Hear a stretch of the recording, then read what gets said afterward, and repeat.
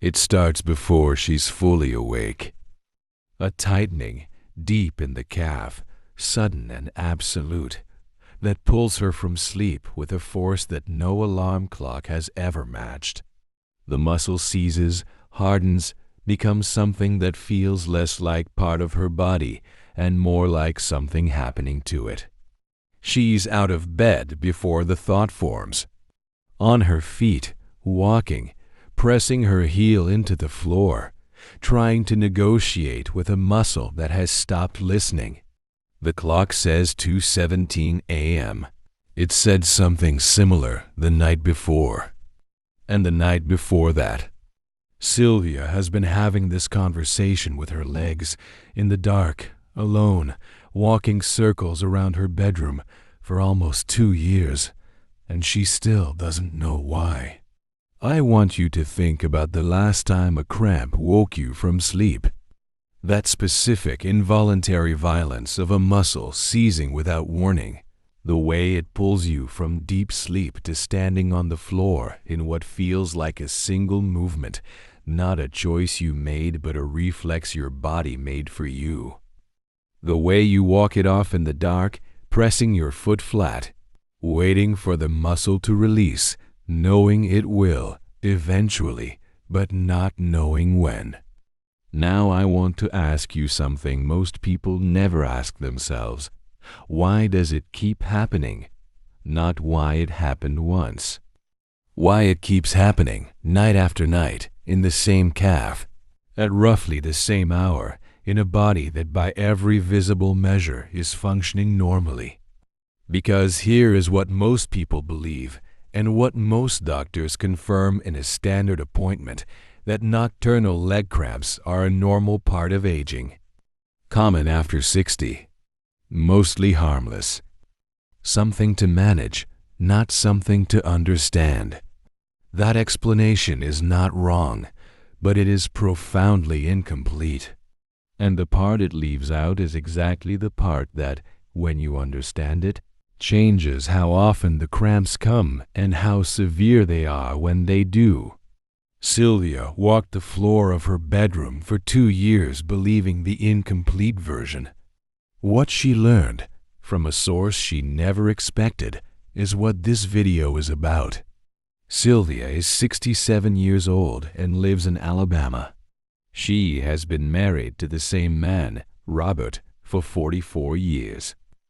They have slept in the same bed for all of them, through 4 children, 3 moves, 2 careers, and everything else that 44 years contains. 14 months ago, Robert moved to the guest room, not because of anything between them, because of the cramps. Because being woken at 2 a.m. by Sylvia's sharp intake of breath, followed by the sound of her getting out of bed and walking the floor for 10, 15, sometimes 20 minutes.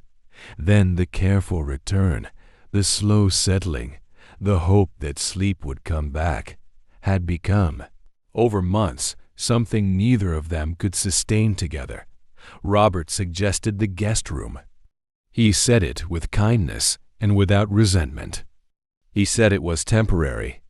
They both knew it might not be. The cramps had started 2 years before that, infrequently at first, maybe once a week, the kind of thing you mention at breakfast and forget by lunch, then twice a week, then most nights, always the left calf, always between midnight and 3 in the morning, always the same sequence, the seizure, the floor, the walking, the return. Sylvia saw her doctor. He checked her circulation, normal. He checked her thyroid, normal. He told her nocturnal leg cramps were common in women her age, suggested she try stretching before bed, and reminded her to stay hydrated. She stretched. She drank more water. The cramps continued. She tried a bar of soap under the sheets. She'd read about it online, an old remedy with no clear explanation that had nonetheless worked for some people. It didn't work for her. She tried tonic water for the quinine. Marginal improvement, then none. She elevated her legs. She adjusted her pillow. She tried every suggestion the internet offered at 2 in the morning when the suggestions feel urgent because the alternative is another hour on the floor. Nothing worked consistently. Nothing addressed what was actually happening. Because nobody, not her doctor, not the internet, had yet asked the right question. Here is what produces a nocturnal leg cramp, explained at the level that actually allows you to do something about it. A muscle cramp is an involuntary, sustained contraction. The muscle fires and cannot stop firing.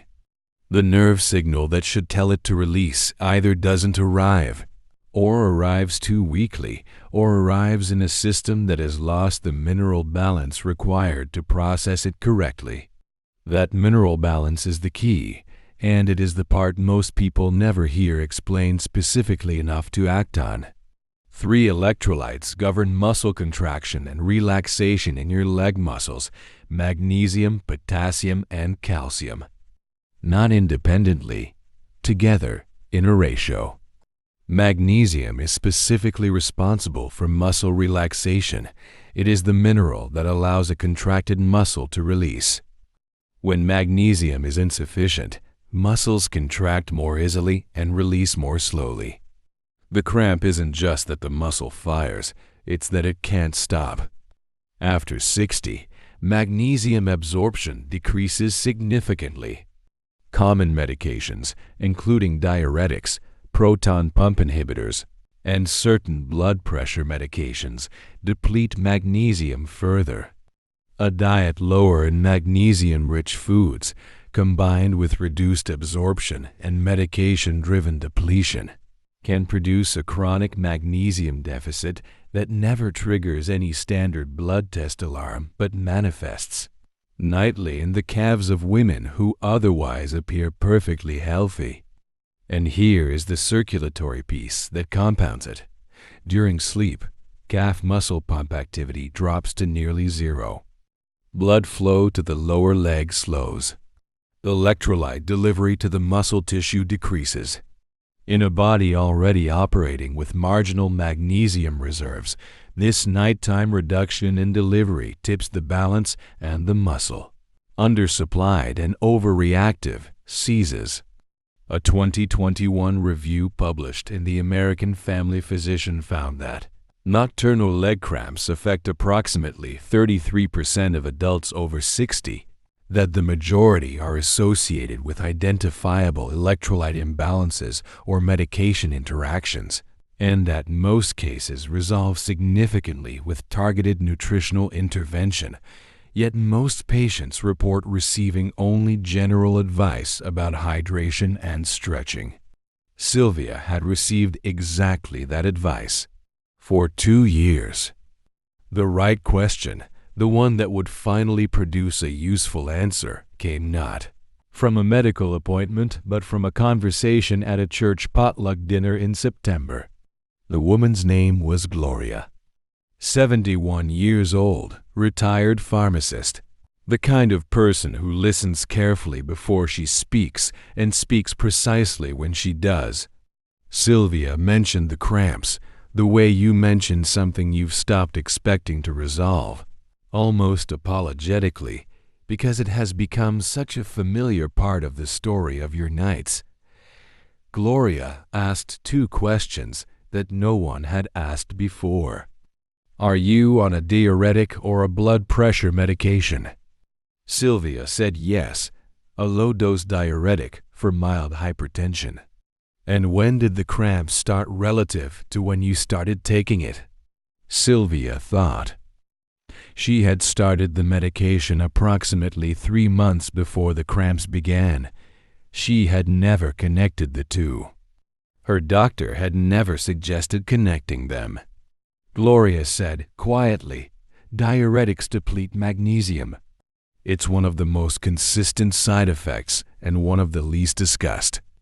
Your cramps almost certainly have a magnesium component. Have you ever had your magnesium level specifically tested? Sylvia said she didn't know. She didn't think so. Standard blood panels often miss marginal deficiency, Gloria said, because magnesium is stored in bone and muscle, not primarily in blood. You can have a normal serum magnesium and a functionally deficient body. It's worth asking your doctor specifically. Sylvia's doctor, when she returned with Gloria's questions, ordered a more specific magnesium test and reviewed her medication list with new attention. The results confirmed what Gloria had suspected, not a severe deficiency, but a consistent marginal one, compounded by the diuretic she had been taking for 3 years. The adjustment was not complicated, a change in when she took her medication. A specific magnesium supplement, glycinate form, for optimal absorption. 2 dietary additions that would be maintained consistently rather than occasionally. And the conversations with her calves in the dark at 2 a.m. began to change.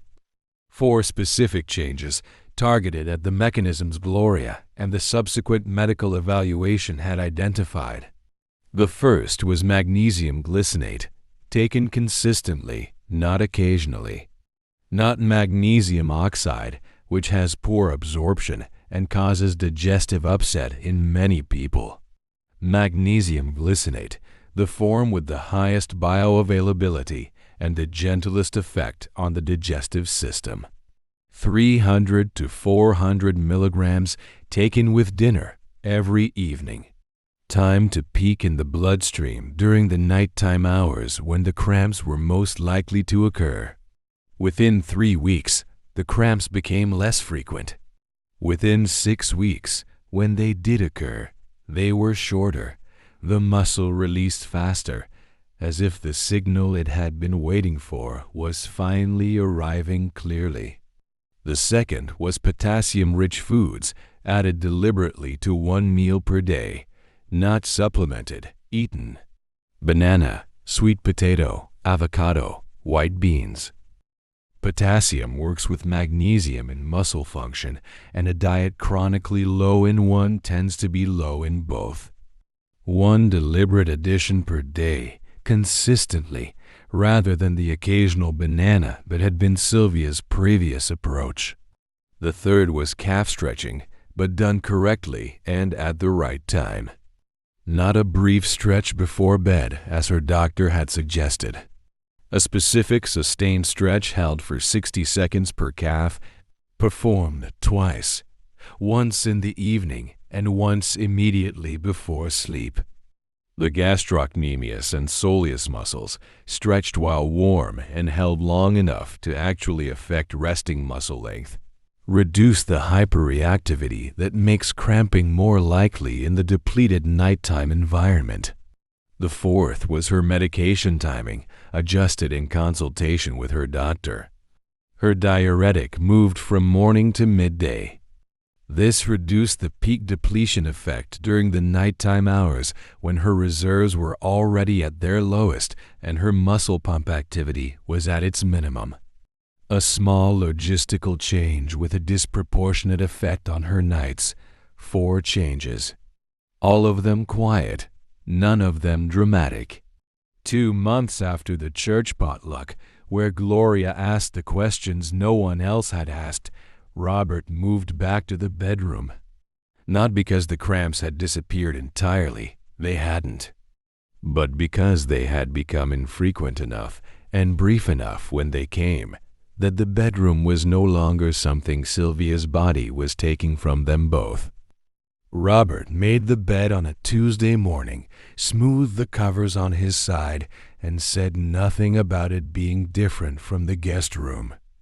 Sylvia watched him from the doorway. She didn't say anything either. Some things don't need to be said. Some returns are their own explanation. 4 things, starting tonight. Magnesium glycinate, 300 milligrams with dinner every evening. not magnesium oxide. Glycinate for absorption. Glycinate for gentleness. Glycinate time to arrive during the hours your legs are most likely to need it. Talk to your doctor first, especially if you take medications. 1 potassium-rich food at 1 meal daily. Banana, sweet potato, avocado, white beans. Not a supplement.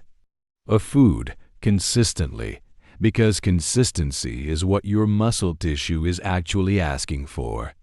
Calf stretch before sleep, 60 seconds per leg, twice. Once in the evening, once immediately before lying down. Held long enough to matter, not briefly enough to feel like a formality.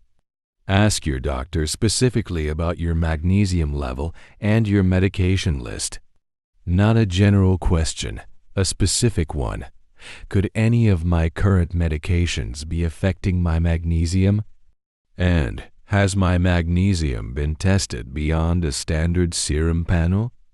Those 2 questions, asked precisely, can open a conversation that standard appointments rarely initiate. Sylvia told me something about the morning Robert moved his things back from the guest room. She said he didn't make a big thing of it. He just came back. And I stood in the doorway watching him unpack his book from the Nightstand, and I thought, 2 years.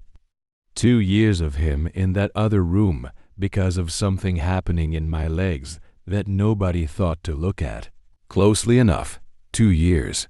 44 years of marriage and 2 years in separate rooms because of a mineral her body wasn't absorbing properly, and a medication interaction that appeared in no conversation until a retired pharmacist at a church dinner asked the questions her doctor hadn't thought to ask. The cramps were not inevitable. They were not simply age. They were a specific, identifiable, addressable imbalance presenting nightly in the same muscle, at the same hour, that had been waiting 2 years for someone to ask the right question. If any part of Sylvia's nights felt like your nights, the seizure, the floor, the walking, the dark, the clock that always says something close to 2 a.m., don't dismiss it as the price of getting older. It isn't. Leave a comment, 2 or 3 words, tell me about your nights. Because someone will read those words and recognize themselves in them. And that recognition might be the moment they finally asked the question that changes what the clock says at 2 a.m.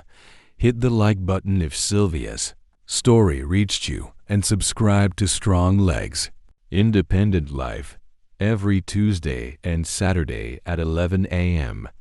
Because the right question, asked to the right person, at a church potluck on a Tuesday in September, can give you back something you didn't realize you were losing. Keep smiling, keep moving, and never forget, you've got this.